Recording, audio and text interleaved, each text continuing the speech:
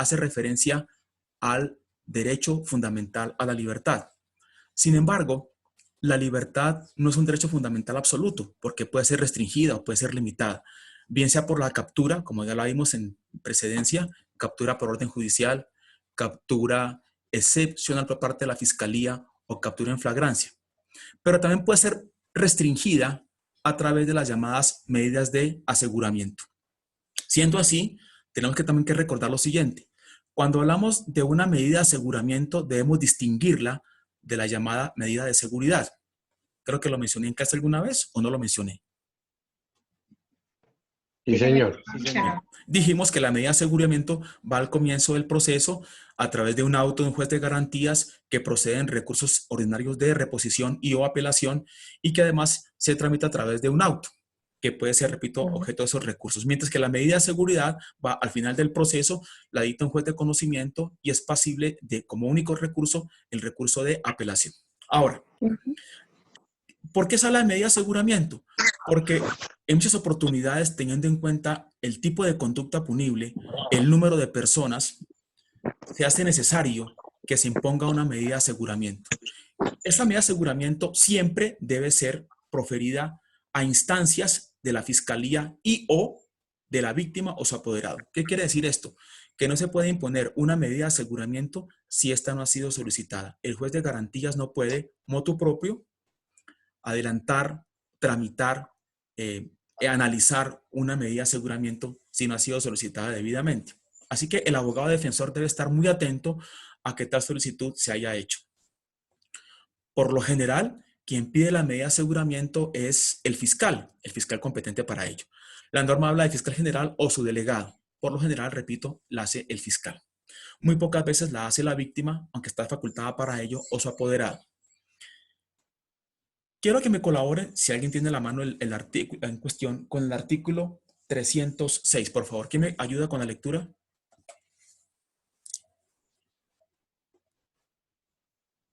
Yo. Dale.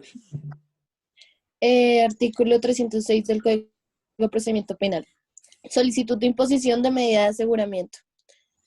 El fiscal solicitará al juez de control de garantías imponer medida de aseguramiento, indicando la persona, el delito, los elementos de conocimiento necesarios para sustentar la medida y su urgencia, los cuales se evaluarán en audiencia, permitiendo a la defensa la controversia pertinente.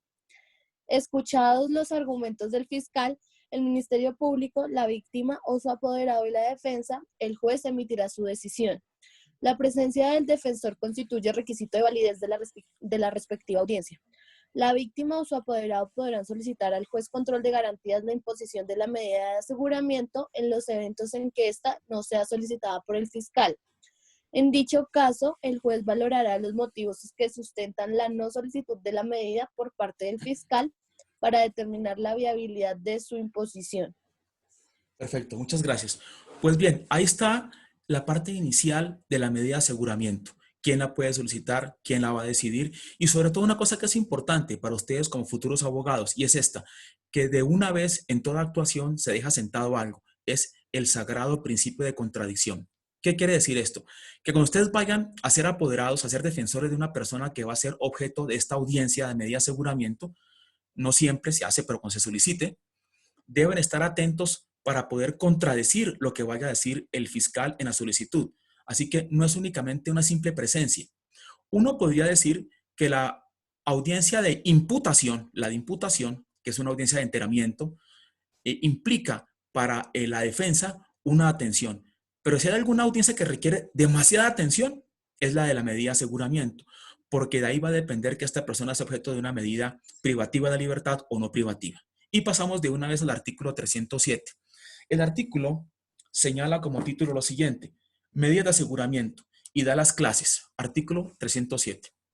Siempre tenemos la creencia de que cada vez que escuchamos la expresión medida de aseguramiento, quiere decir que la persona objeto de imputación, es decir, el ahora ya imputado, porque solo se puede imponer medida de aseguramiento a un imputado, siempre creemos que es una medida privativa de la libertad y que la persona va a estar en una instancia intramural, que va a ir a la cárcel. Eso no es cierto. Voy a poner un ejemplo. En el caso de EPA Colombia, ustedes recordarán que aunque está esa decisión objeto de apelación por parte de la Procuraduría, el juez o la juez de garantías no le impuso a ella una medida de aseguramiento privativa de la libertad, le impuso otro tipo de medida de aseguramiento. Entonces, como una conclusión ab inicio, desde un comienzo, digamos que cuando se habla de medida de aseguramiento hay que tener en cuenta varios factores. Uno de ellos es la conducta o las conductas punibles por las cuales esa persona ha sido objeto de imputación. Veamos de una vez. Existen medidas de aseguramiento, unas que son privativas de la libertad y otras que no son privativas de la libertad. Por favor, entonces, demos lectura al artículo 307. ¿Quién me colabora? Yo, profe. Dale. Artículo 307. Sí, Medidas de aseguramiento. sí. Son medidas de aseguramiento A. Privativas de la libertad. Detención preventiva en establecimiento de reclusión. Segundo, De detención reclusión. preventiva. Señor. De reclusión, sí. Sigue, por favor. Detención preventiva en la residencia señalada por el imputado, siempre que esa ubicación no obstaculice el juzgamiento. B. No privativas de la libertad. Primero, la obligación de someterse a un mecanismo de vigilancia electrónica. Segundo, la obligación de someterse a la vigilancia de una persona o institución determinada. Tercero, la obligación de presentarse periódicamente o cuando sea requerido ante el juez, ante sí mismo o ante la autoridad que él designe. Cuarto, la obligación de observar buena conducta individual, familiar y social con especificación de la misma y su relación con el hecho. Quinto, la prohibición de salir del país, del lugar en el cual reside o del ámbito territorial que fije el juez. Sexto, la prohibición de concurrir a determinadas reuniones o lugares. Séptimo, la prohibición de comunicarse con determinadas personas o con las víctimas siempre que no se afecte el derecho a la defensa. Octavo, la prestación de una caución real adecuada por el propio imputado o por otra persona, mediante depósito de dinero, valores, constitución de prenda o hipoteca, entrega de bienes o la fianza de una o más personas idóneas. Noveno, la prohibición de salir del lugar de habitación entre las 6 p.m. y las 6 a.m. El juez podrá imponer una o varias de estas medidas de aseguramiento conjunta o indistintamente según el caso, adoptando las precauciones necesarias para asegurar su cumplimiento. Si se tratare de una persona de notoria insolvencia, no podrá el juez imponer caución prendaria. Ahí. Ahí sigue un parágrafo, ¿cierto? ¿Sí lo leo? No, ya lo lees, por favor. Ahí sigue ya vamos a dar lecturas del párrafo, te agradezco. Solamente un comentario. Primero, ahora vamos a ver qué tipo de delitos tienen detención privativa en establecimiento carcelario y vamos a ver qué tipo de delitos no lo tienen. Es decir, pueden tener una medida de aseguramiento no privativa de la libertad. Lo que quiero dejar sentado en claro y ser reiterativo hasta el cansancio es que no pensemos que toda medida de aseguramiento siempre es privativa de la libertad. Hasta ahí, punto. Las Una privativas, pregunta, profesor. ¿sí? Por favor, ¿me dan el nombre? Gustavo, Gustavo, dime por favor. en ese orden de ideas, el juez puede solicitar varias, o ¿El no varias, fiscal? digamos, perdón, el fiscal, Sí. varias medidas de aseguramiento no privativas, por Sí, ejemplo, efectivamente. el de vigilancia electrónica, que no Así salga por es. la noche. Así es, claro. Ahora que tú dices eso, Gustavo, hay que señalar una cosa. Primero hago el comentario de las privativas. Las privativas son dos, dijimos. Unas que son detención preventiva en establecimiento carcelario, de reclusión, perdón. Y la segunda es detención preventiva en la residencia señalada por el imputado, siempre que esa ubicación no obstaculice el juzgamiento. Se conoce esta última como la llamada detención domiciliaria, ¿de acuerdo? Es decir, cuando una persona está con detención domiciliaria, ¿qué quiere decir? Que tiene una medida de aseguramiento, que es privativa de la libertad, pero con todo y eso no está en la cárcel. ¿Dónde va a estar? En su lugar de habitación. Eso se da por algunas circunstancias que veremos, repito, veremos más adelante. Pero se llama detención preventiva y de una vez digamos lo siguiente. No se debe confundir la detención preventiva, la domiciliaria, con la llamada prisión domiciliaria. No confundamos la detención domiciliaria con la prisión domiciliaria. ¿Dónde estriba la diferencia? Está en esto. La detención domiciliaria implica que la persona va a estar privada de la libertad con medida de aseguramiento, pero en su lugar de habitación o donde él considere que puede prestar esa limitación de la libertad. Mientras que la prisión domiciliaria es para personas que han sido condenadas y se les concede ese subrogado de la prisión domiciliaria siempre y cuando cumplan con determinados requisitos. Ahora, a lo que dijo Gustavo, las no privativas de libertad efectivamente se pueden imponer una o varias de ellas. ¿De qué dependerá? ¿De qué dependerá eso? Primero, esta segunda posibilidad, las no privativas, dependen a veces del tipo de delito. Y puse lo de EPA Colombia, lo traje a colación para ahora hacer referencia a ello. No son taxativamente señaladas, sino que tienen que ver muchas veces con el tipo de delito que se comete y quién lo comete. Me explico.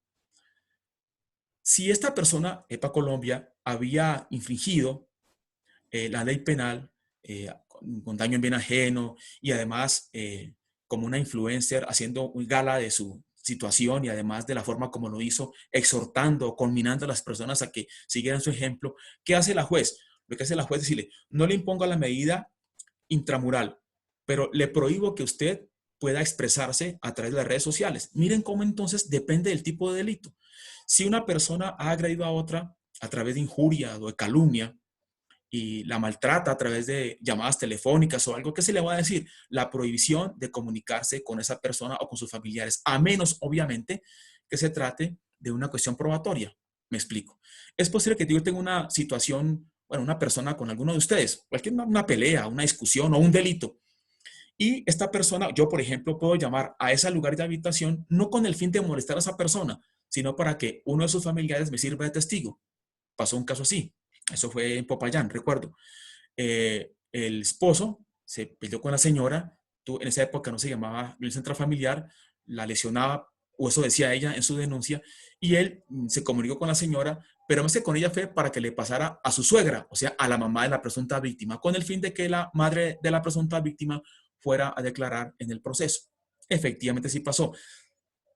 La señora, la presunta víctima, objeto de agresión, aparentemente por parte de su esposo o su compañero, alegaba que él la seguía hostigando con llamadas telefónicas. Él logró demostrar que su comunicación era con la suegra, es decir, con la mamá de la presunta víctima. La señora compareció al juicio y efectivamente señaló que era su propia hija, tuvo un valor civil increíble, quien hostigaba, quien molestaba a su yerno y que realmente ese era un tipazo, mejor dicho. Entonces, miren cómo no es no comunicarse, sino que si se trata de comunicarse para efectos probatorios sería viable.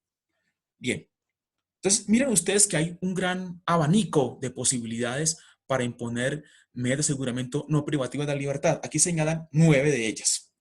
Hasta ahí serían la clasificación de las medidas de aseguramiento, las privativas y las no privativas. ¿Alguna pregunta hasta ahí, chicos, niñas? Sí, sí, ¿Sí? profe, yo tengo una pregunta. ¿Quién? ¿Sandra? Sandra. Sandra, sí. Profe, es que en el último punto, en el 9, ¿La prohibición de salir del lugar de habitación? sí, en el último párrafo dice, si se tratare de una persona de notoria insolvencia, no podrá el juez imponer caución prendaria. Pero digamos, si en ese caso, en el ejemplo que usted acaba de poner, fuera el que realmente le pegara a la Sí. persona y todo eso, pero no tiene cómo vivir o porque no tiene dinero, tampoco se le pone la caución sabiendo que está causando daño a la otra persona. ¿Te refieres al numeral octavo o al numeral noveno?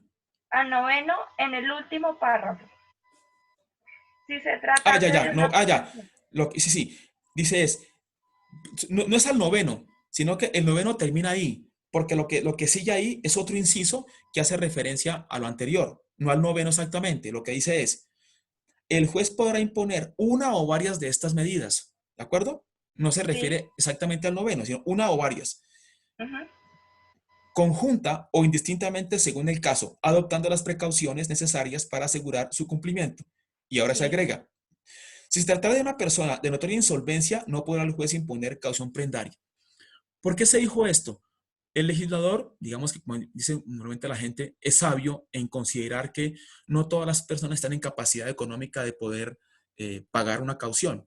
Esa fue una discusión que también se dio a nivel del Congreso cuando se dijo, sería únicamente esas medidas para gente que tenga dinero para poder pagar caución. No, lo que se dice es, si no está en capacidad económica de poder pagar una caución prendaria, ¿qué se le impone? Cualquiera de las otras medidas de aseguramiento no privativas. Por ejemplo, esa, la prohibición de salir del lugar de habitación entre las 7 de la mañana, 6 de la tarde y 7 de la noche. Es decir, vaya a trabajar, pero no es que usted trabaje, regrese a su domicilio y quédese ahí. ¿De acuerdo? Ok, Doc, gracias. Bien, ¿alguien más? ¿Alguna observación? Bien, sigamos. Gustavo, el que me estaba colaborando, por favor, denos el parágrafo del artículo 307. No olvidemos una cosa, que este parágrafo fue modificado por la ley 1786 del año 2016. Lo digo porque de pronto tienen algún código que no esté actualizado. Veamos entonces, lo que sigue a continuación es cuál es la duración, cuál es la vigencia que tiene una medida de aseguramiento. Para este punto debo hacer una aclaración previa, y es esta. Muchas veces, antes de esta ley, unas personas podrían estar con medida de aseguramiento 2, 3, 4, 5, 6 años. Es más, se ha dado el caso incluso de casos tan graves en que la persona ha permanecido tanto tiempo que casi que puede asegurar ya el cumplimiento de la pena. ¿Qué se quiso hacer esto? Una característica de las medidas de aseguramiento, dado que son medidas precautelativas, personales, ya me explico eso, una característica es su provisionalidad, su temporalidad. Voy a hacer una especie de parangón, y ustedes que son expertos más en civil que yo recordarán este punto, los que han llevado a demandas como asistentes jurídicos, etc. Recuerden ustedes una cosa, en materia civil se presentan las llamadas medidas precautelativas, que son las de embargo y secuestro de bienes, entre otras. Esas medidas buscan, por lo general, asegurar el crédito del que ahora es objeto en la demanda ejecutiva, ¿cierto? Esta medida de aseguramiento en penal tiene un parecido a esas, pero mientras que la medida de embargo, de secuestro en materia civil es real, aquí es personal. La medida de aseguramiento recae sobre la persona. De hecho, es lo más dramático del derecho penal, es que se trata de una medida que recae sobre alguien. En ninguna otra rama, en ninguna otra arista del derecho, ni en laboral, ni en administrativo, ni en civil, se da el caso de que una persona sea privada de la libertad. Distinto es que haya cometido un delito en un proceso de esos y venga a rendir cuentas en el penal, pero directamente en un proceso civil no se da una medida personal. Aquí sí. Aquí lo que pasa es que la persona va a ser objeto de una medida que la va a afectar a ella en su libertad. Entonces, decía hace unos segundos que con antelación las personas permanecen privadas de libertad 2, 3, 4, 5 años. ¿Qué se quiere hacer por parte del legislador? Limitar esa instancia de una privación de la libertad para que la persona, dado que se trata de un derecho fundamental y de que en el principio acusatorio las personas debían permanecer en libertad hasta que se defina su situación, entonces se estableció un límite temporal. ¿Qué se dijo? Para la gran mayoría de los casos, esa privación de la libertad, esa medida de aseguramiento tiene una duración de 1 año, pero puede ser prorrogable. De manera que, terminando ya el año, faltando 2 meses para eso, el fiscal que lleva el caso en su investigación y en su acusación le puede pedir a un juez de garantías que prorrogue esa medida de aseguramiento. Por otro término, ¿cuánto? Otro año. Con la esperanza de que en ese año o en su prórroga se dé por lo menos el sentido del fallo dentro del proceso. Sin embargo, también tengamos en cuenta una situación distinta, y es que no siempre la persona imputada y que ahora es objeto de medida de aseguramiento, no siempre es una persona sola, es algo insular, o son 2 personas, a veces son 3, 4, 5 personas, y a veces son grupos de más de 15 personas que tienen una organización de poder, obviamente ilícito, que implica que esa prórroga no sea por 1 año, sino por 3 años o más. Entonces veamos a continuación, por favor me colaboras, Gustavo, que estaba con la lectura, el parágrafo, por favor, lo lees. Sí, señor.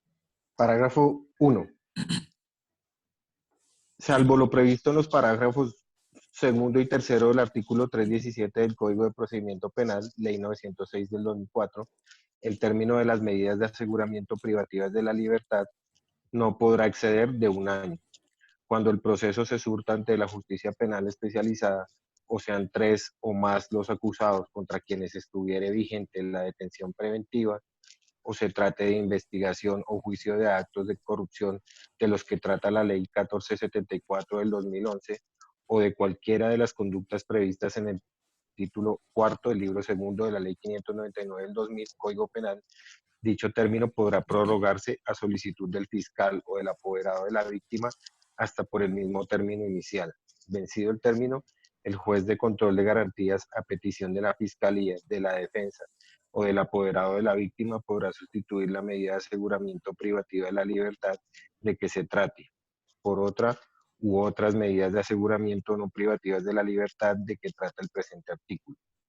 En los casos susceptibles de prórroga, los jueces de control de garantías, para resolver sobre la solicitud de levantamiento o prórroga de las medidas de aseguramiento privativas de la libertad, deberán considerar, además de los requisitos contemplados en el artículo 308 del Código de Procedimiento Penal, el tiempo que haya transcurrido por causa de maniobras dilatorias atribuibles a la actividad procesal del interesado o su defensor, caso en el cual dicho tiempo no se contabilizará dentro del término máximo de la medida de aseguramiento privativa de la libertad contemplado en este artículo.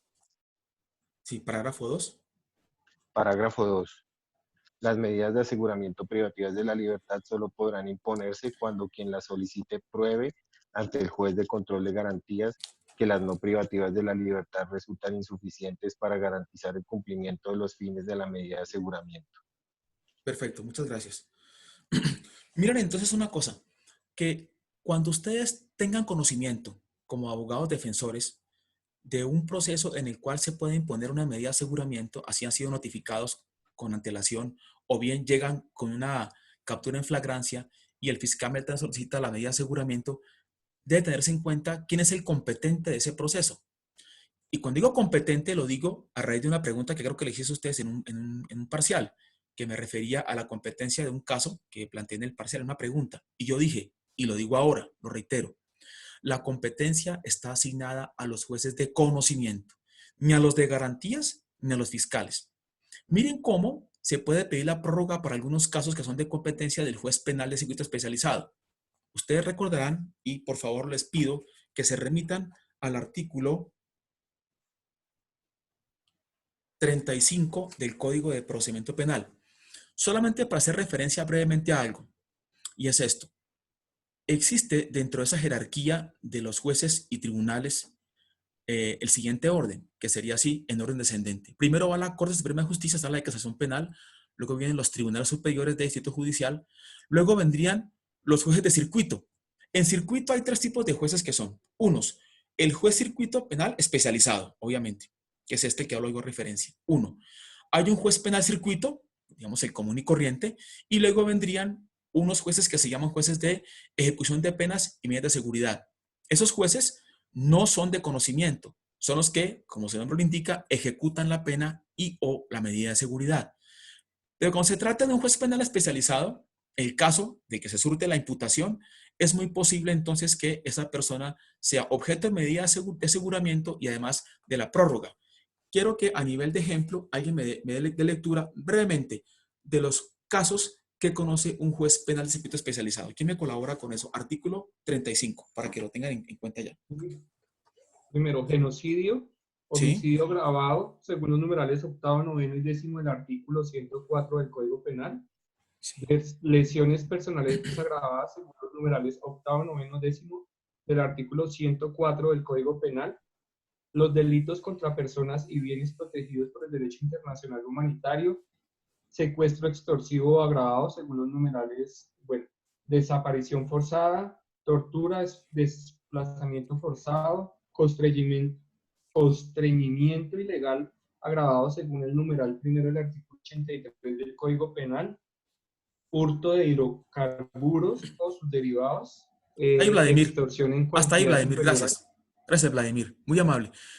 La lectura que ha hecho parcial del artículo Vladimir nos da una idea de qué delitos son aquellos que se conoce un juez penal especializado para efectos de la prórroga a la medida de aseguramiento. Ahora, por favor, Vladimir, tú mismo me colaboras con el artículo 307A. ¿Lo tienes a la mano ahí? Ya lo busco. Por Dios. Medidas de aseguramiento. Son medidas de aseguramiento. No, el Privativas de la 307A. libertad. El 307A.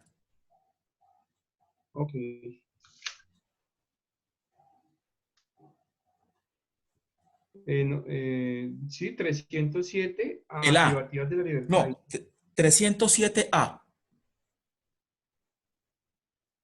No 307 solo, Mm, sino 307A. ¿Lo tienes ahí? ¿Quién lo tiene? 307A, término de Sí. la detención preventiva. Cuando se trate de delitos cometidos por miembros de grupos delictivos organizados en el término de la medida de aseguramiento privativa de la libertad, no podrá exceder de 3 años.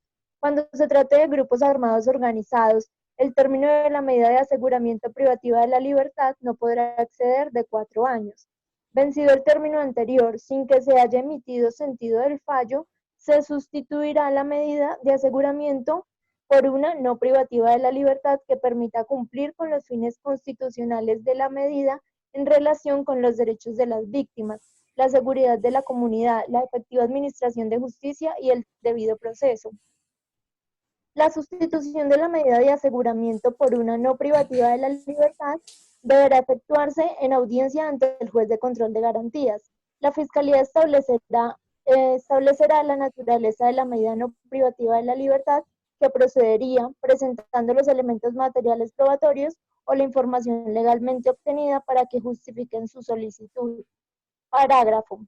La solicitud de revocatoria para miembros de grupos delictivos organizados y grupos armados organizados solo podrá ser solicitada ante los jueces de control de garantías de la ciudad o municipio donde se formuló la imputación y donde se presentó o deba presentarse el escrito de acusación. Perfecto. Miremos cómo hay una cápita especial para determinados grupos. ¿Qué quiere decir esto? A veces los códigos penales y de procedimiento penal tienen una particularidad y es que van avanzando en la medida en que la delincuencia también va avanzando. Siempre se ha dicho que los grupos delincuenciales en los últimos años han tomado una relevancia muy importante.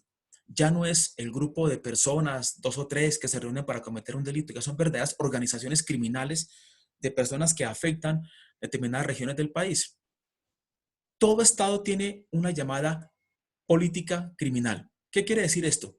Que establece unos mecanismos para poder combatir aquellas conductas punibles que se dan a nivel nacional. Pero también se sabe que determinadas regiones, diga usted Cauca, Tumaco, Buenaventura, las regiones que tienen que ver con la exportación ilícita de estupefacientes a través del Océano Pacífico, del Atlántico, grupos armados, además de la ley, no guerrilleros, sino grupos delincuenciales comunes que tienen una organización muy sofisticada. Le toca al Estado entonces ir con la llamada potestad de configuración, ir incluyendo unas normas, tipificándolas unas y además imponiendo unas severas medidas de aseguramiento contra estos grupos. Por ello explica eso el artículo 307A, ¿de acuerdo? Ahora sí vamos a entrar en contexto en lo que profe, sería una la pregunta. audiencia. ¿Sí? ¿Quién? Vladimir, Vladimir, eh, dime. ese 307A es reciente, ¿cierto? Sí, es Porque, reciente, efectivamente, porque fue, bueno, más o menos reciente. Este parágrafo fue modificado por el artículo primero de la ley 1786 del año 2016. Y mm, después de eso, sí, ese es 2016. ¿Por sí, qué? Bueno, te queda de tarea parce, comprar otro código, pero pero por lo favor no compré el año salgas. pasado. ¿Cómo? Lo Pídelo a compré el domicilio. año y medio, creo, por mucho. Sí, sí, más o menos. Les aconsejo a los que tienen ahí, bueno, sus computadores, todo lo tienen, digo, es la posibilidad en internet, ustedes piden ahí código de procedimiento penal vigente y sale del Congreso con notas de vigencia y jurisprudencia, ¿vale?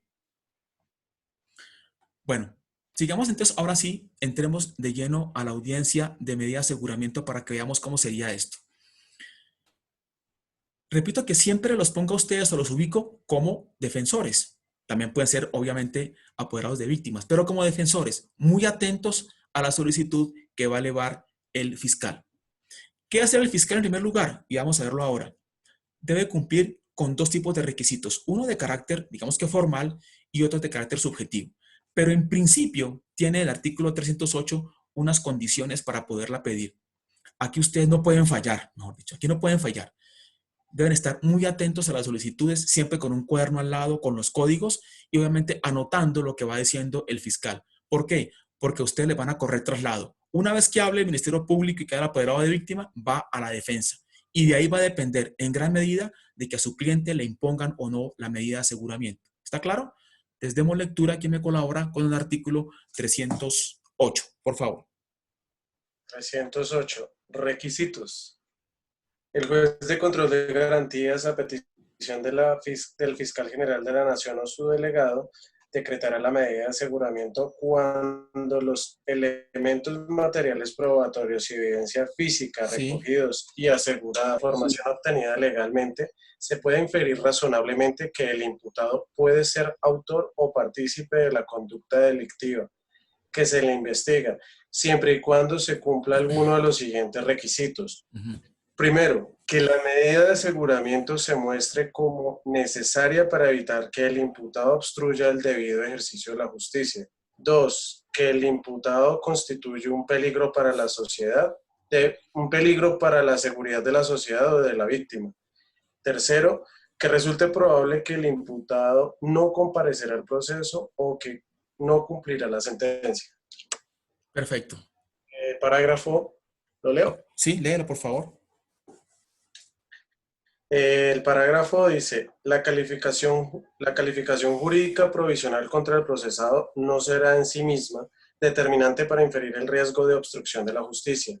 El peligro para la seguridad de la sociedad o de la víctima y la probabilidad de que el imputado no comparezca al proceso o de que no cumplirá la sentencia, el juez de control de garantías deberá valorar de manera suficiente si en el futuro se configurarán los requisitos para decretar la medida de aseguramiento, sin tener en consideración exclusivamente la conducta punible que se investiga. Bien, hago una pregunta acá para todos los 32 que están aquí participando en esta charla. ¿Cuál es el primer requisito que exige el código para imponer medidas de aseguramiento según este artículo? ¿Cuál es el primero? ¿Quién me dice?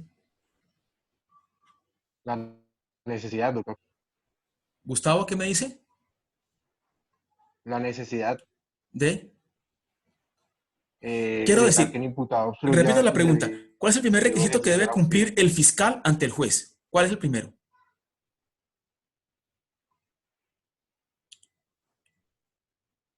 Chicos, niñas, Demos, Paula. ¿Sí? Paula. Que la persona ya se encuentre imputada.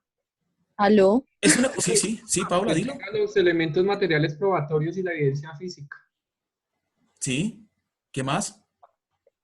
Que se puede inferir razonablemente que el imputado es el autor o participe el primer grado de conocimiento. Exactamente. No está enumerado allí, porque no lo está. Pero el primer requisito que debe llevarle o que debe cumplir el fiscal ante el juez de garantías es ese que señaló Paula. ¿Cuál es? Es El llevarle, primer grado de conocimiento. efectivamente, llevarle al juez de garantías la inferencia de autoría o participación del imputado. Obviamente, claro que sí. Alguien mencionó ahora que que haya sido objeto de imputación. Por supuesto, no puede haber audiencia de medida de aseguramiento sin imputado. Eso está claro, muy bien. Lo segundo es que requiere elementos materiales probatorios. Eso también es cierto. Sin embargo, esos elementos materiales probatorios deben cumplir siempre una función dentro del proceso. ¿Cuál es? Ahora van a servir en este momento para que el fiscal le lleve al juez de garantías la inferencia de autoría o participación. ¿Qué es la inferencia? ¿Qué es eso de inferencia? Inferir es colegir. Inferir es deducir.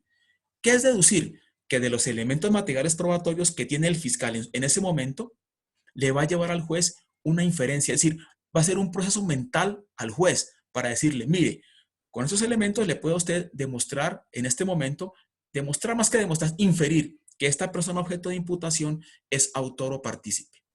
Por favor, ¿quién me colabora con el artículo 275 de ese mismo Código de Procedimiento Penal? 275, ¿qué dice? Elementos materiales probatorios y evidencia física. Dale, Vladimir. Para efectos de este código se entiende por elementos materiales probatorios y evidencia física los siguientes. A.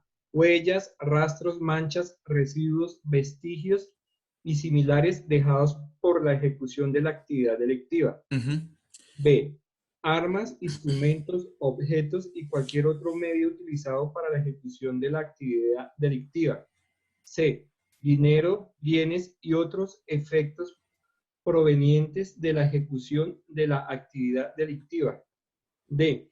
Los elementos materiales descubiertos, recogidos y asegurados en el desarrollo de diligencia investigativa de registro y allanamiento, inspección corporal y registro personal.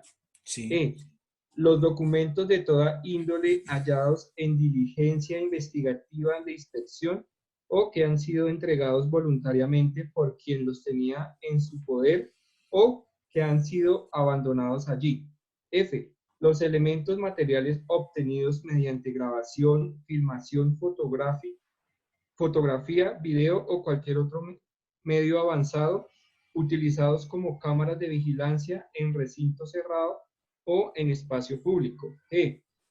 El mensaje de datos como el intercambio electrónico de datos, internet, correo electrónico, telegrama, telex, telefax o similar, regulados por la Ley 527 del 99 o las normas que las sustituyan, adicionen o reformen.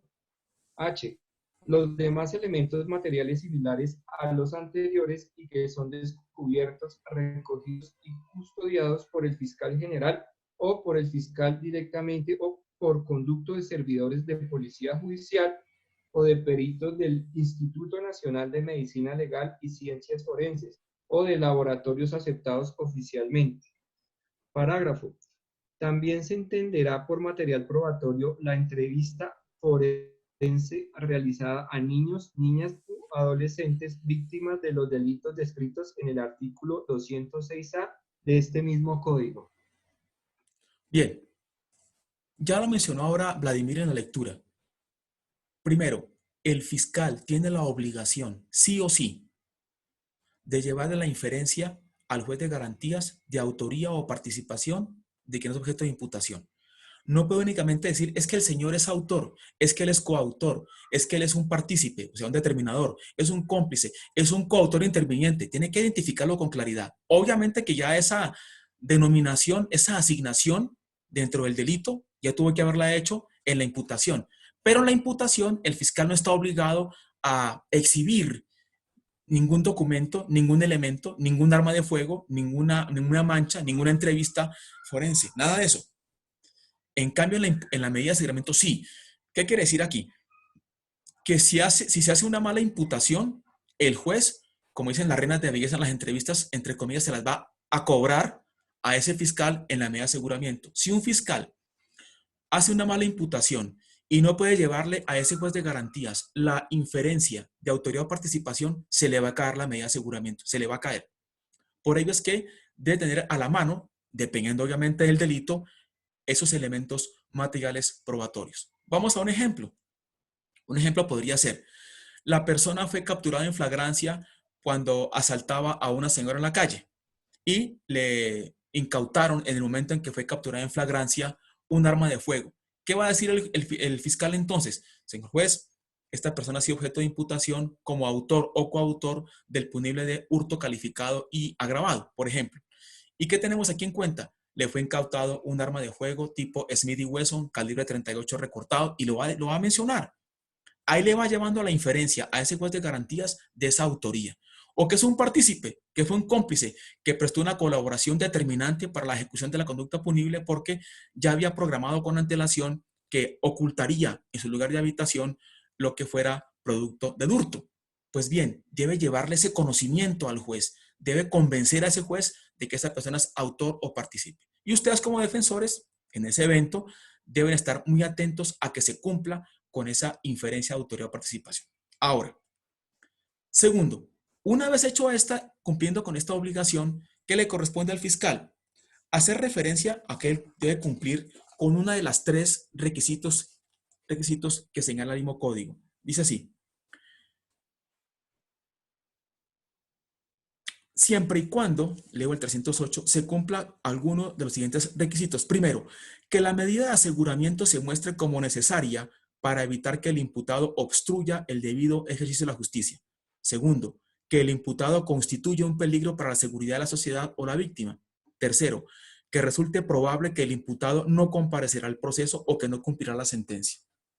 El legislador ha señalado 3 requisitos después del que ya señalamos anteriormente. Pero lo que se pide es que el fiscal logre cumplir con uno de los 3. A veces los fiscales quieren, en su afán obviamente por asegurar a la persona, llevan los 3, hablan de los 3, pero se debe cumplir con uno solo. Si se da para los 3, mejor para el fiscal, obviamente. ¿Cómo podemos entender o cómo se desarrolla por parte del legislador cada uno de estos 3? Pues bien, a partir del siguiente artículo se va desarrollando cada uno de ellos. Me explico. Primero, 308. Que la medida de aseguramiento se muestre como necesaria para evitar que el imputado obstruya el debido ejercicio de la justicia. ¿Dónde se desarrolla? Artículo 309, cuando dice obstrucción de la justicia. ¿Está claro allí? Lo voy a leer yo. Se entenderá que la imposición de la medida de aseguramiento es indispensable para evitar la obstrucción de la justicia cuando existan motivos graves y fundados que permitan inferir, nuevamente, que el imputado podrá, miren cómo hay unos verbos alternativos que son destruir, modificar, dirigir, impedir, ocultar o falsificar elementos de prueba, o se considere que inducirá a coimputados, testigos, peritos o terceros para que informen falsamente o se comporten de manera desleal o reticente, o cuando impida o dificulte la realización de las diligencias o la labor de los funcionarios y demás intervinientes en la actuación. ¿Qué quiere decir esto? Que el fiscal le va a decir, señor juez, ya ha cumplido con el primer requisito, le lleva a su señoría la inferencia de autoría o participación según el caso.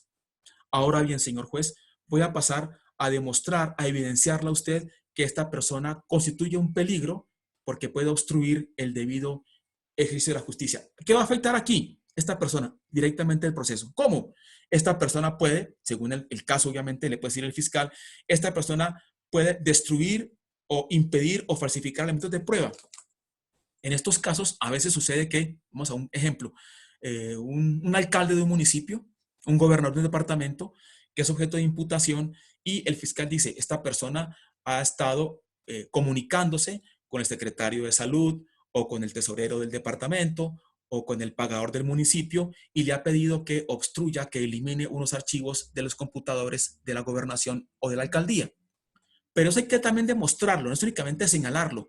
Tenemos una entrevista en la que se señala que esta persona sigue comunicándose directamente con ellos. Por tanto, el que esta persona, este gobernador o este alcalde permanezca en libertad llevará a que se pueda perder elemento material probatorio necesario para esta actuación procesal. ¿De acuerdo? Miren cómo entonces hay personas que por su alto cargo tienen una incidencia, una injerencia en las personas que están bajo su mando. Recuerdo un caso con un amigo que ahora ya no es fiscal, es abogado defensor, y se trataba de un gobernador y él manifestó que como quiera que se trataba de un gobernador, él le ha pedido a su cliente que renunciara al cargo de gobernador. Le ha pedido antes de la audiencia de imputación y de medida de aseguramiento, ya veía venir esta investigación penal y manifestó que entonces no era un peligro para el proceso, porque ya no era gobernador. ¿Qué mencioné yo como procurador en ese momento? No, la simple renuncia de una persona a su cargo, en este caso de gobernador o de alcalde, según el caso, no implica que deje de tener esa injerencia. Muchas personas en estos municipios que ustedes conocen por acá cercanos son nombradas por los alcaldes, son personas que tienen sus padrinos, como los llaman ellos, y aún se continúan comunicando con ellos. Así que el hecho de que haya renunciado no le quita la injerencia que pueda tener él en esas personas. ¿De acuerdo? Pasemos a lo siguiente.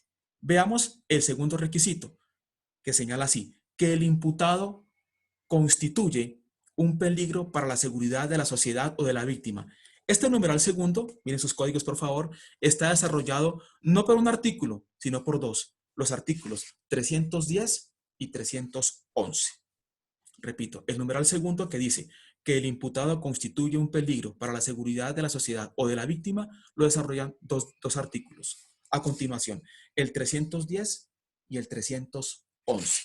¿Quién me colabora con la lectura del artículo 310? Peligro para la comunidad, por favor, que fue modificado por el artículo 3º, ley 1760 del 2015. ¿Quién me colabora? Peligro para la comunidad. Artículo 300. Alejandro. Sí, señor. Gracias. Dime. Peligro para la comunidad. Para estimar si la libertad del imputado representa un peligro futuro para la seguridad de la comunidad, además de la gravedad y modalidad de la conducta punible y la pena imponible, el juez deberá valorar las siguientes circunstancias. Primero, la continuación de la actividad delictiva o su probable vinculación con organizaciones criminales. Segundo, el número de delitos que se le imputan y la naturaleza de los mismos. Tercero, el hecho de estar disfrutando de un mecanismo sustitutivo de la pena privativa de la libertad por delito doloso o preterintencional. Cuarto, la existencia de sentencias condenatorias vigentes por delito doloso o preterintencional. Quinto, cuando se utilicen armas de fuego o armas blancas. Sexto, cuando el punible sea por abuso sexual con menor de 14 años. Séptimo, cuando hagan parte o pertenezcan a un grupo de delincuencia organizada. Perfecto, muy amable Alejandro, gracias. Mira entonces cómo no es esta solicitud de medida de aseguramiento algo de libre elaboración, de que no esté sometida a ningún tipo de reglas, ¿no? El fiscal tiene que llevar una secuencia en su pedimento. Primero, repitamos la idea, llevar del juez de garantías una inferencia de autoría o participación. Segundo, llevarle también a ese juez la inferencia de que esa persona objeto de imputación constituye un peligro para el proceso porque puede obstruirlo. ¿Cómo? Como lo señala el artículo 309. Ahora dice el numeral segundo, un peligro para la comunidad o para la víctima. Y aquí me quiero detener en algo. Tiene que demostrar que es un peligro o para la comunidad o para la víctima, aunque hay casos en los cuales pueden ser ambos. Supongamos un asesino en serie, por ejemplo, o una persona que sea un pederasta. Puede ser un peligro para la víctima y para la comunidad en general. Pero hay que demostrarlo, no es únicamente mencionarlo. Y lo digo por esto. Hagan de cuenta cuando la gente habla de un delito, de un dolo de ímpetu y el defensor lo quiere, defender y dice, es que aquí hubo un caso de ira e intenso dolor. No, el legislador separa la ira del intenso dolor. Hay que demostrar o la ira o el intenso dolor. En este caso hay que demostrar o peligro para la comunidad o peligro para la víctima, salvo que, o repito eso, que esa persona sea un peligro para ambas instituciones, la sociedad y la víctima. Es muy claro lo que señala ahí cuando habla del número de delitos o la naturaleza de los mismos. ¿Por qué habla de eso? Porque el artículo 68A del Código Penal, 68A del Código Penal, hace un listado de delitos que no permiten que se pueda conceder ese tipo de beneficios. Ustedes lo van a leer más adelante. Segundo, habla, por ejemplo, del hecho de estar disfrutando un mecanismo sustitutivo de la pena privativa de la libertad.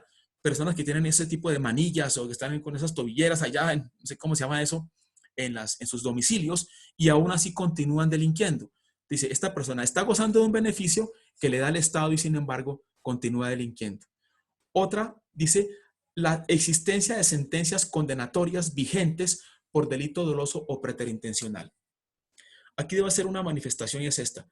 Cuando se habla de sentencias condenatorias, debo ser claro en esto, deben ser ejecutoriadas. No olviden esto y ¿por qué? Porque la sentencia, para que sirva de referente, debe estar ejecutoriada. ¿Con qué finalidad? Con esta. Debe cumplirse con el sagrado principio de la presunción de inocencia, según el cual una persona se presume inocente hasta tanto se pronuncie una sentencia que esté ejecutoriada. Bien puede ser que haya una sentencia de primera instancia, la dicta un juez penal municipal o un circuito, y está en apelación ante el tribunal. El tribunal pudo haber confirmado la sentencia objeto de apelación. Sin embargo, oportunamente, en el término legal, la defensa interpuso recurso de casación. Pues bien, como hay recurso de casación, aún está vivo el principio de presunción de inocencia. Y en ese caso, entonces, debemos señalar que debe cumplirse con ese requisito. Mientras no esté ejecutoriada, no podrá aportarse para este caso. Y luego dice, que esto fue una cosa que incluyó el legislador debido al alto grado de peligrosidad que presentó la sociedad colombiana, cuando dice, cuando se utilicen armas de fuego o armas blancas. En la mayoría de delitos, sobre todo contra el patrimonio económico, se utilizan este tipo de cosas y además contra la vida y la integridad personal. Y hace un agregado, cuando el punible sea por abuso sexual con menor de 14 años. Casi que los delitos que son contra menores de edad no permiten que se conceda este beneficio. Y lo digo de esta manera. Hay un artículo que debe tenerse en cuenta. Recuerden que hay unos artículos primigenios en el Código de Procedimiento están al principio, que son garantías procesales, y es el de integración, uno de ellos. El artículo 199 de la Ley 1098 del año 2006, Código de Infancia y la Adolescencia, no permite los beneficios de allanamiento, de preacuerdos, y tampoco permite para estos casos que una persona sea beneficiada con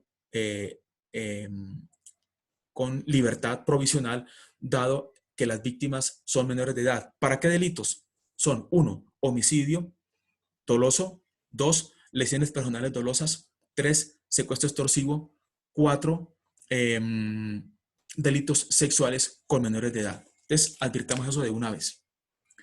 Ahora viene el peligro para la víctima. Por favor, ¿quién me colabora? El artículo 311, ¿cuál es? ¿Quién lo lee, por favor? El artículo 311, peligro Sí. para la víctima. Se entenderá que la seguridad de la víctima se encuentra en peligro por la libertad del imputado, cuando existan motivos fundados que permitan inferir que podrá atentar contra ella, su familia o sus bienes. ¿Cuáles son esas? Continúa llamando a la víctima, la continúa presionando, o vive con la víctima, convive con ella, sobre todo en delitos sexuales de los que son cometidos por personas que están al interior de la familia. En casos como esos, entonces, no sería loable que una persona continúe en libertad. Ahora pasemos al último de los requisitos. Me refiero al numeral tercero, que dice que resulte probable que el imputado no comparecerá al proceso o que no cumplirá la sentencia. Lo desarrolla el artículo 312. Por favor, ¿quién me colabora con la lectura?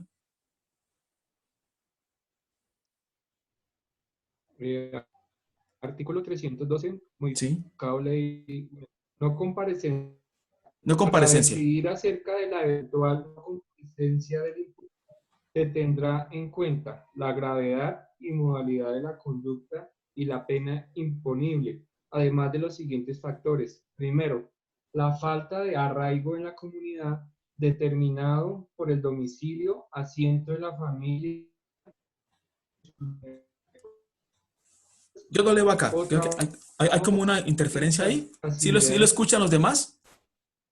No, no se oye bien. No te preocupes, yo lo leo. Te agradezco. De pronto hay una interferencia ahí, quién sabe qué será. Dice así: no comparecencia. Para decidir acerca de la eventual no comparecencia del imputado, se tendrá en cuenta, en especial, la gravedad y modalidad de la conducta y la pena imponible, además de los siguientes factores. ¿Qué quiere decir? Que el fiscal puede que le diga al señor juez de garantías: señor juez, existe un peligro de no comparecencia teniendo en cuenta que la pena que importa, que lleva este delito, que comporta este delito, es de mínimo 8 años. Y como es de 8 años, hay una pena demasiado larga, y muy seguramente esta persona se va a escapar. ¿Y cómo se puede escapar? Es posible que diga que tiene comprados o adquiridos, ya ha vendido sus bienes, ha puesto en clasificado la venta de su casa, tiene pasajes para irse fuera del país. En fin, esas cosas las puede llevar el fiscal ante el juez de garantías. Y agrega ahora sí, teniendo en cuenta además siguientes factores. Primero, la falta de arraigo en la comunidad, determinada por el domicilio, asiento de la familia, de sus negocios o trabajo y las facilidades que tenga para abandonar definitivamente el país o permanecer oculto. Segundo, la gravedad del daño causado y la actitud que el imputado asume frente a este. Hay personas que tienen una actitud reprochable, deleznable, porque frente a la conducta punible no solamente la han cometido, sino que además asumen una actitud de no me importismo frente a la conducta que ha sido objeto de imputación. Tercero, el comportamiento del imputado durante el procedimiento o en otro anterior, del que se puede inferir razonablemente su falta de voluntad para sujetarse a la investigación, a la persecución penal y al cumplimiento de la pena. ¿Qué puede llevar el fiscal ante el juez de garantías? Puede decirle: la información que esta persona dio en otro proceso llevó a que estuviera oculto durante mucho tiempo, dado que cuando fue capturado dio una dirección que no pudo después corroborarse, dio un teléfono que no era el suyo, no compareció a las citaciones y en consecuencia es posible, es factible que ahora en este proceso ocurra lo mismo. Por ello le pido que le imponga la medida de aseguramiento. Y de aquí doy un consejo para ustedes, para que ustedes se lo den a sus clientes. Cuando sean objeto de una investigación penal muy grave, obviamente que sería ese el caso, siempre sean leales con el proceso.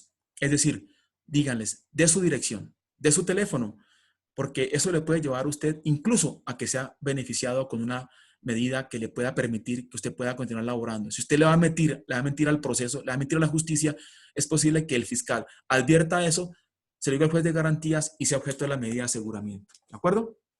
Ahora, hemos dicho que hay unas circunstancias formales y unas de carácter subjetivo. Veamos ahora a continuación unas condiciones que debe cumplirse por parte del fiscal para llevar al conocimiento del juez. Y me refiero al tipo de delito, a la pena que se puede imponer a esa persona y a la naturaleza de los mismos. Por favor, demos lectura al artículo 313. Yo lo leo. 313. Procedencia de la detención preventiva. Satisfechos los requisitos señalados en el artículo 308, ¿cuáles? Inferencia de autoridad o participación o uno de los tres. Procederá a la detención preventiva en establecimiento carcelario en los siguientes casos. Primero, en los delitos de competencia de los jueces penales de circuitos especializados. Miren que para este caso se da la detención preventiva en la cárcel, ¿de acuerdo?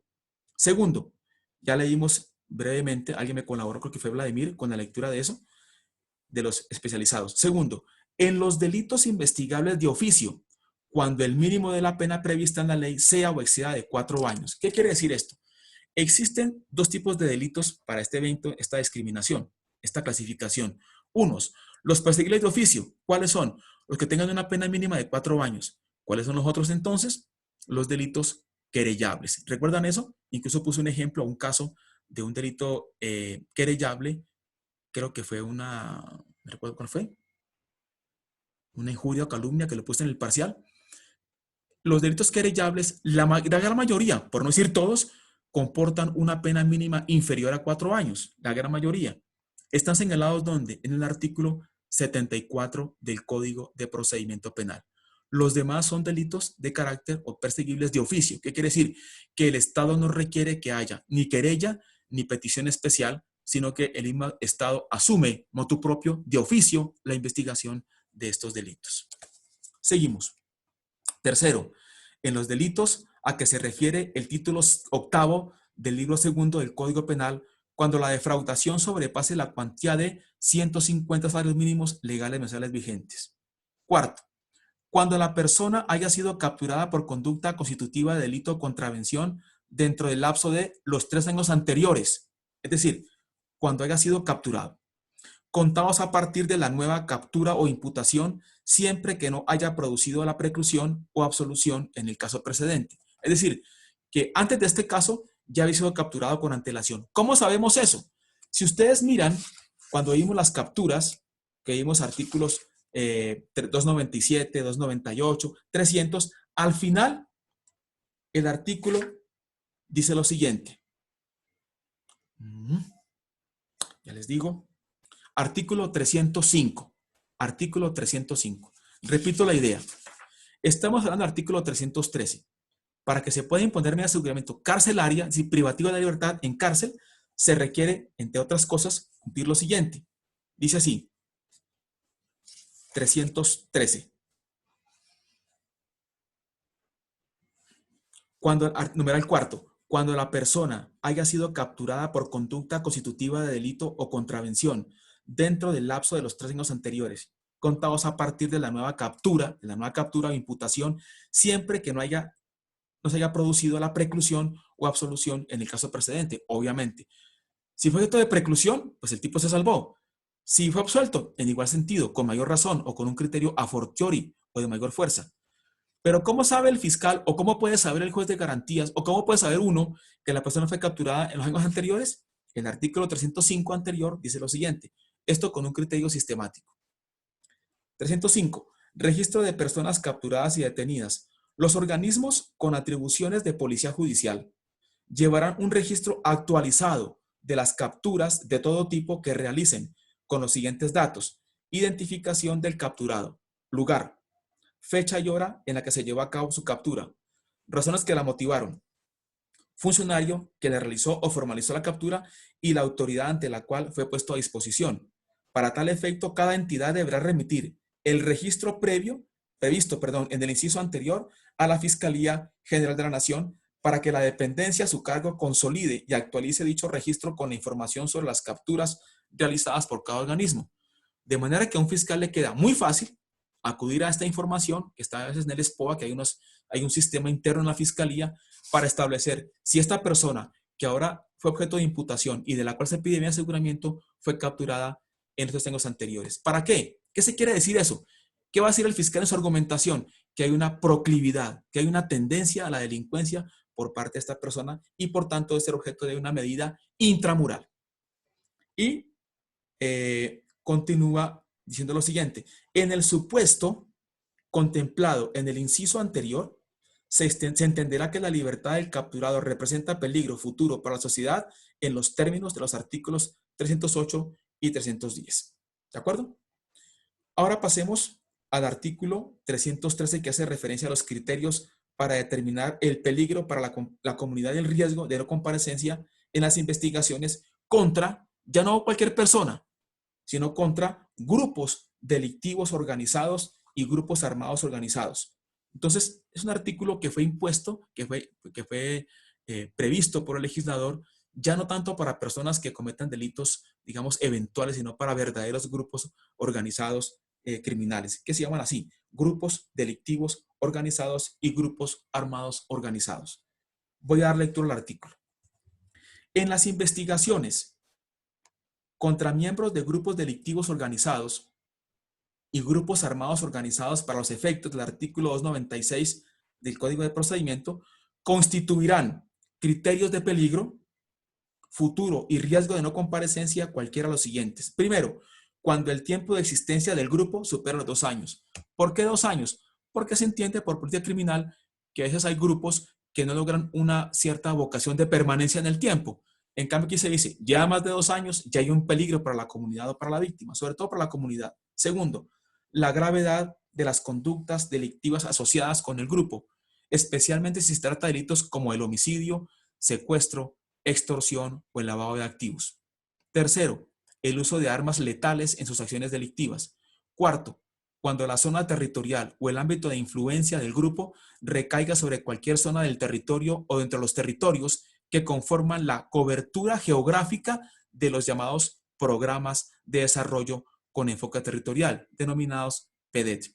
¿Qué es esto? El Estado colombiano ha establecido unas zonas geográficas, las ha dividido para atender a esas personas, a esas comunidades y además evitar que grupos delincuenciales tengan injerencia en determinados sectores. Los ha llamado así, los PEDET. Quinto, cuando el número de miembros del grupo sea superior a 15 personas. Aquí, nuevamente reitero, que se trata ya de grupos con una tendencia, una proclividad, que son por lo general conciertos para delinquir. Dice así: sexto, haber sido capturado o imputado dentro de los 3 años anteriores por conducta constitutiva de delito doloso.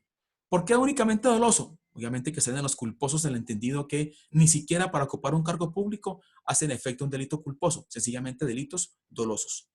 Séptimo, cuando las víctimas sean defensores de derechos humanos. ¿Por qué de una vez digo este numeral? Ustedes han visto cómo los defensores de derechos humanos han sido objeto de una cantidad de insistente sistemática de persecución. Han matado a cientos de ellos en el país. Lo que se requiere es que el Estado entonces tenga unas medidas preventivas y que además sean medidas muy coercitivas para imponer el aseguramiento a estas personas que atentan contra la vida de estas personas que son defensores de derechos humanos o hagan parte de poblaciones con especial protección constitucional. Se pondrá especial énfasis en la protección de mujeres, niñas, niños y adolescentes quienes han sido afectados por las organizaciones criminales objeto de esta ley. Este enfoque tendrá en cuenta los riesgos específicos que enfrentan las mujeres contra su vida, libertad, integridad y seguridad y serán adecuadas a dichos riesgos. Octavo, la utilización de menores de edad en la comisión de delitos por parte del grupo. Noveno, se tendrá en cuenta los contextos y las particularidades del territorio, incluidas las problemáticas y actores presentes en el que evidencia la amenaza del riesgo y la vulnerabilidad. Y décimo, se tendrá en cuenta los informes emitidos por la Defensoría del Pueblo. Sé que son artículos muy extensos, muy complejos, muy tediosos a veces, pero ustedes los que vayan a trabajar muy seguramente tienen que esta materia en penal, entenderlos muy en claro. Y hasta aquí va la clase. Voy a hacer una especie de resumen porque en la próxima charla voy a hacer referencia a una a una institución que es muy importante, sobre todo para los que son privados de libertad, que es la sustitución de esa medida de aseguramiento. Me refiero al artículo 314. A manera de resumen, digamos lo siguiente. ¿De qué hemos hablado esta charla? De la audiencia de imposición de medida de aseguramiento, que requiere de unos requisitos. Primero, uno de carácter procesal, obviamente. Solamente puede haber una medida de aseguramiento para alguien que haya sido objeto de imputación. No puede haber medida de aseguramiento para no imputados. Ahora bien, número 2, el fiscal o quien haga la solicitud, que puede ser la víctima o su apoderado, pero sobre todo el fiscal, debe cumplir con varios requisitos. Primero, una inferencia de autoría o participación que debe ser llevada por parte de ese fiscal al juez de garantías. ¿A través de qué lo hace? De los elementos materiales probatorios con que cuenta en esa investigación hasta ese momento. Obviamente, estamos en el inicio del proceso, en el albor, en la alborada del proceso penal. ¿Cuáles elementos son esos? Ustedes ya vieron un ejemplo del artículo 275 del Código de Procedimiento Penal. Huellas, armas, documentos, textos, entrevistas que se hacen a menores de edad o a personas que han sido afectadas por delitos sexuales. Son elementos materiales probatorios. Con ellos el fiscal le lleva al juez de garantías la inferencia de autoría o participación. ¿Qué hay que saber además? Si es autor o partícipe. ¿Qué hay que saber además como defensor? Si ese fiscal que hizo la imputación hizo una buena imputación. Porque puede que usted le lleve al juez en derecho de contradicción. Cuando le den la palabra a usted frente a la medida, ¿qué puede decir? Señor juez, con el debido respeto, el señor fiscal no llevó a su señoría o lo hizo equivocadamente la inferencia de autoría o participación. Mi cliente no es un autor, no es un partícipe y lo voy a demostrar. No es la persona que él identificó, hay un error en la cédula, no estaba él en el lugar de los hechos. Lo que él llama una complicidad fue una ayuda sin conocimiento previo de parte de mi cliente. O sea, hay que estar muy atentos para luego demostrar lo contrario. Pero además de eso, hay que llevarle una de las tres, pueden ser dos, pueden ser las tres, requisitos al juez. Uno, que esa persona constituye un peligro para el trámite del proceso. ¿Por qué? Porque puede inducir a coimputados, a sus compañeros de imputación, porque puede presionar a testigos, porque puede llevar a que esas personas no sean reticentes, o sea, tengan la intención de no asistir al proceso como testigos. ¿Qué más debe llevar ese fiscal, si fuera el caso? Que hay un peligro para la comunidad o un peligro para la víctima. Decir en qué consiste el peligro y además evidenciarlo ante el juez de garantías. O bien, que hay un peligro de que esta persona no va a comparecer. ¿Por qué? Porque el delito es muy grave, porque la pena es muy elevada y ha demostrado una conducta no delictiva, una conducta alterna para no hacerse comparecer, no comparecer al proceso. Pero además de eso, ¿qué hay que demostrar? Que el delito por el cual se hizo la imputación tiene una pena mínima de 4 años, de 4 o más años. No olviden una cosa, que esa medida de aseguramiento puede ser objeto de prórroga por una sola vez, pero hay que tener en cuenta también el tipo de delito y el número de personas. La prórroga es por una sola vez, que va por un año hasta otro año. ¿Cuándo debe pedir la prórroga al fiscal? Antes de que se vence el primer año y hasta el otro año. Pero también hay conductas punibles que cometen 3 o más personas o grupos delincuenciales muy elevados y que permiten una prórroga de 3 o de 4 años. Y por último, hay que señalar algo. La argumentación. Cuando ustedes le den la palabra para que ustedes hagan referencia a lo que dijo el fiscal, vayan discriminando en cada parte y con el código en la mano cada una de esas circunstancias. Es decir, vayan chuleando si realmente ese fiscal llevó a cabo esa inferencia de autoría o participación y cumplió a cabalidad, conjuntamente con cada elemento material probatorio, si esa persona constituía un riesgo o una afectación a la comunidad, a la víctima o al proceso. ¿De acuerdo? ¿Alguna pregunta? Chicos, niñas, ¿todo quedó claro hasta ahí? Sí. ¿Alguna pregunta me decías? Profe, ¿qué artículo era el que nos leyó a lo último, donde el grupo tenía que tener más de 2 años formado? Ese ha sido objeto de modificación. Ya ¿Qué les digo, artículo es? el 300, ya les digo, 313 creo, si no estoy mal. 313A. 313A. Dice así, 313. criterios para determinar el peligro para la comunidad y el riesgo de no comparecencia en las investigaciones contra, aquí vienen los que son objeto de imputación, contra grupos delictivos organizados y grupos armados organizados. Dice así, cualquiera de los siguientes requisitos. Primero, cuando el tiempo de existencia del grupo supere 2 años. ¿Listo? Ok. Perfecto. Ahora quiero, ¿otra pregunta por ahí, chicos? Profe, sí. Sí. Bueno, uno de los requisitos es que mediante los elementos materiales probatorios se infiera que la persona es autor o cómplice, Sí. partícipe. Sin embargo, o sea, en esa audiencia la fiscalía realiza una práctica de pruebas como tal. Buena pregunta, buena pregunta. No, no hay práctica de pruebas. No hay práctica de pruebas. En la imputación, hago referencia a un antecedente, en la imputación, el fiscal no está obligado a mostrar elemento material de prueba. Sin embargo, en la medida de aseguramiento sí debe hacerlo a petición del juez. A veces ocurre, no le digo que sea por pues, cometer un error, o digámoslo así, de pronto los fiscales inflan las imputaciones. El fiscal puede decir, el juez puede pensar internamente, no veo aquí esta inferencia de autoría en este delito que él está diciendo. Por ejemplo, puede decir, aquí está imputando el delito de homicidio en grado de tentativa. Pueda que el juez diga, no, para mí esto no es un homicidio tentado, para mí son lesiones personales. Sin embargo, le puede decir, señor fiscal, por favor, evidéncieme aquí ese elemento material probatorio del cual usted deduce que fue un homicidio tentado y no lesiones personales. Y el fiscal va a decir, mire, aquí dice claramente que el dictamen de medicina legal señala que no haber sido atendido hubiera podido fallecer. Sí, pero es que la tentativa no la da un médico. La tentativa depende de varios elementos o factores. Por ejemplo, la intención, el arma empleada sobre el cuerpo de la víctima. ¿De acuerdo? Entonces hay que decirle al juez si son los defensores. El señor fiscal se limitó a decir que hubo un homicidio tentado basado únicamente en lo que dijo el médico legista, que de no ser atendido esta persona había fallecido. Pero señor juez, eso no lo determina, sino los hechos jurídicamente relevantes. ¿De dónde infiere ese señor fiscal que fue un homicidio tentado? Para mí fueron lesiones personales. ¿De acuerdo? Pero antes de eso, allí no hay práctica probatoria y muy buena la pregunta. ¿Alguien más? ¿Otra pregunta o observación? Bien. Entonces, ¿aún siguen ahí todos, chicos? Voy a decir lo Sí. siguiente. Dirá lo siguiente. Vamos a ver las notas para este nuevo corte.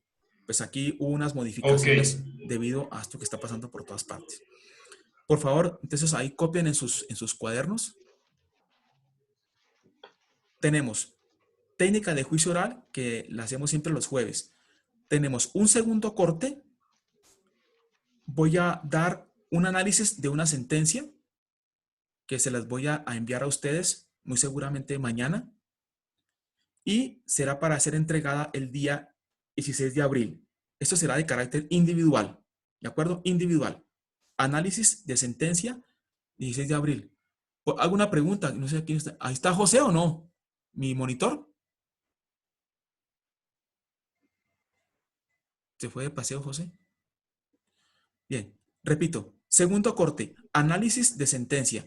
Fecha de entrega individual, 16 de abril. Y el parcial, 30 de abril. ¿De acuerdo? Señor.